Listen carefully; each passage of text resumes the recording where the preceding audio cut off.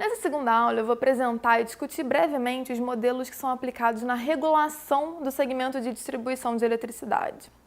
A gente viu na aula anterior que na década de 90 houve um processo de reforma, desverticalização do setor elétrico e que os segmentos de transmissão e distribuição foram mantidos como monopólio natural em função das características econômicas desses setores, desses segmentos. A partir do momento que você manteve como monopólios, houve necessidade de regulação, porque embora a competição nesses segmentos não seja a forma mais eficiente, o monopólio, você manter como monopólio é o que tende a ser mais eficiente, há necessidade de regulação para garantir fatores como qualidade, tarifas justas de eletricidade, enfim. Então, a gente vai discutir aqui o que é a regulação e quais foram os modelos de regulação que foram aplicados após o processo de reforma e como a regulação evoluiu, quais são os modelos que a gente usa atualmente. Então, primeiro, o que é a regulação? Eu trouxe aqui uma definição. É uma série de princípios ou regras que são usados para controlar, dirigir ou gerenciar uma atividade, organização ou sistema.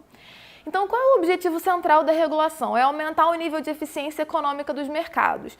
Já que são segmentos que são monopólios naturais, então tendem a se gerar ineficiência se você introduz a competição, então a competição não é a melhor forma de atuação nesses mercados, a regulação vem para aumentar o nível de eficiência e meio que substituir a competição. Então, no fim, a regulação ela substitui a concorrência por mecanismos e metas regulatórias. Quais são essas metas? Quais mecanismos? Primeiro, controle de preços ou tarifas. Para quê? Para você garantir que não sejam praticados tarifas ou preços abusivos, muito acima do que deveriam. Segundo, assegurar o aproveitamento dos ganhos de eficiência, ganhos de produtividade ao longo de toda a cadeia produtiva. Então, por exemplo, se a distribuidora ela se torna muito mais eficiente, o interesse do regulador é que parte dessa eficiência, desse ganho de produtividade, seja revertido para os consumidores, resulte em maior modicidade tarifária. Então, há essa preocupação do regulador, garantir que os ganhos de produtividade sejam compartilhados com os agentes do setor, da indústria. Por fim, tem a terceira meta regulatória, que é garantir e assegurar a qualidade do serviço.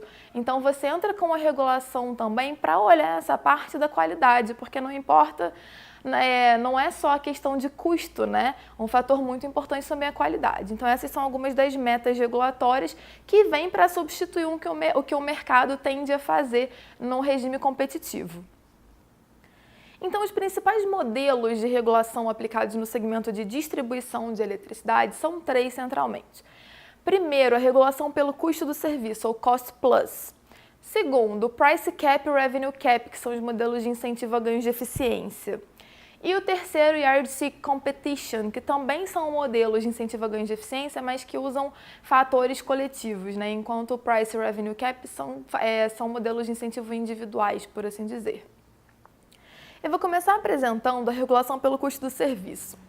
Esse modelo, que também é conhecido como regulação da taxa de retorno, foi um dos primeiros modelos aplicados na regulação do segmento de distribuição.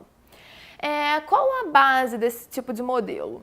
Ele garante a recuperação dos custos incorridos pelas distribuidoras, mais uma remuneração sobre a base de ativos, uma taxa de retorno que é regulatoriamente definida. Nesse modelo, as tarifas cobradas pelas distribuidoras são fixadas pelo regulador. Apesar de ter sido um modelo muito difundido no setor elétrico e que foi amplamente aplicado, com o tempo houve a percepção de que havia efeitos negativos relacionados a essa regulação. Quais foram? Primeiro, tendência de sobreinvestimento, ou o que a gente chama de efeito Haver-Johnson. Porque, na medida que as distribuidoras tinham todos os seus custos reconhecidos, mais uma taxa de retorno garantida sobre a sua base de ativos, a tendência era de que elas sobreinvestissem na tentativa de maximizar, de aumentar os ganhos, né? Segundo efeito negativo, a ausência de incentivo à eficiência. Na medida em que você sabe que o regulador vai reconhecer todos os seus custos, não tem muito porquê essa tentativa de reduzir, de aumentar a produtividade, reduzir custos, já que isso não tinha muito impacto sobre os ganhos dela reais. Ela não era prejudicada por não se tornar mais eficiente com o tempo. Terceiro, a assimetria de informação. A assimetria de informação já é um desafio presente na regulação de modo geral, mas que era acentuado por esse modelo de regulação. Diante do reconhecimento das limitações dos modelos de regulação pelo custo do serviço, principalmente no que diz respeito à promoção da eficiência, surgiram os modelos de regulação por incentivos. O que esses modelos fazem? Eles usam prêmios e penalidades para induzir a concessionária, né, a distribuidora, a alcançar os objetivos e as metas estabelecidas pelo regulador. Então, premiação caso essas metas sejam alcançadas e penalização caso não. E essa regulação, a ideia, né, é simular os resultados de um mercado competitivo, incentivando os distribuidores a se tornarem cada vez mais eficientes. E ela pode assumir duas formas centrais genéricas, né? Primeiro, a regulação por incentivos individual, que a gente chama de revenue cap ou price cap, teto de receita ou teto de preço. E segundo, yardstick competition, que é uma forma de regulação por incentivo baseada na comparação entre distribuidores. Eu vou falar um pouco mais à frente de cada uma delas. Então, os modelos de regulação por incentivo individual, eles podem ser baseados na aplicação de um teto de receita, o revenue cap, ou um teto de preços, o price cap. O que acontece? No revenue cap, o regulador estabelece uma receita máxima, né, um teto de receita, que a distribuidora pode oferir ao longo do período regulatório. Por que teto? Porque se ela se tornar mais eficiente, ela pode oferir maiores lucros, né? Se ela reduzir os custos dela, ela tem aqui um teto de receita e ela tem os custos, e a diferença é o lucro, receita menos custo. Se ao longo do período regulatório ela se torna mais eficiente, reduzindo os custos, ela tem um aumento dessa diferença, então ela tem um aumento do lucro. O price cap, em contrapartida, ele é baseado na aplicação de um teto de preço. Então, o regulador vai estimar a receita das distribuidoras, a receita permitida. Com base nisso, ele vai calcular a tarifa e vai estabelecer um teto de preço, um teto de tarifa que a distribuidora pode cobrar ao longo de um período regulatório. De forma semelhante, se a distribuidora se torna mais eficiente, reduzindo os custos dela, supondo que a receita, né, se manteve, que a receita que ela calculou, que o regulador aprovou, seja de fato oferida, então supondo que ela reduz os seus custos, a tendência é que ela possa oferir um nível de lucro maior também. Qual a questão? Um fator comum a esses dois modelos regulatórios é a aplicação de um fator de compartilhamento, o fator X. Se você já estudou alguma coisa de regulação, você já deve ter ouvido falar do fator X. O que ele faz? Qual o objetivo?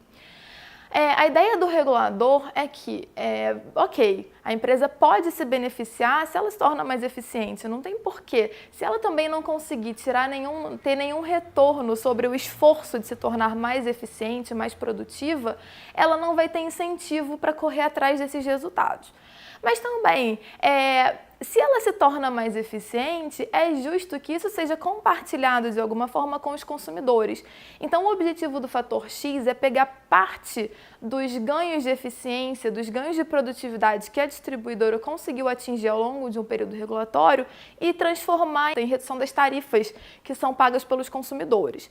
Então, parte dessa diferença, né, que a distribuidora ganha com o aumento de produtividade é repassada para os consumidores, resultando em redução da tarifa através do fator X de compartilhamento de ganhos de eficiência.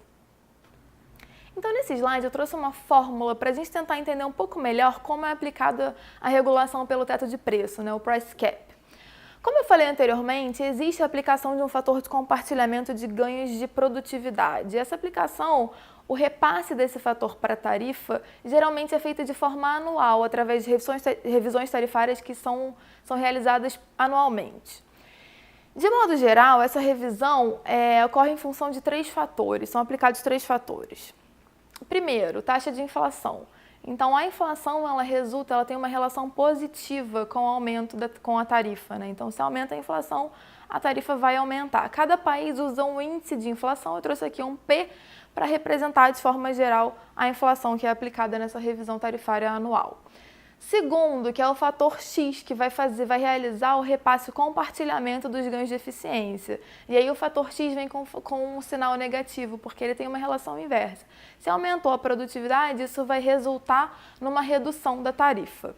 Terceiro, um fator Z, que ele basicamente dá conta de variações exógenas de custos das distribuidoras. Então, são variações que independem de ações tomadas diretamente pelas distribuidoras.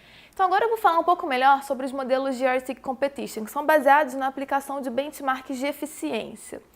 que são? Como é que são definidos esses benchmarks, né? O regulador ele usa como referência outras empresas, outras distribuidoras para definir um padrão de desempenho da concessionária. Então ele vai comparar empresas, vai usar alguns critérios, né, como o tamanho do mercado, condições operativas, e ele vai definir através disso um benchmark, um padrão que deve ser seguido pelas demais empresas. Então a partir disso ele vai estabelecer certas metas que são baseadas nessa empresa de referência, né, nesse benchmark, para a distribuidora seguir, e com isso ele vai definir penalidades, enfim.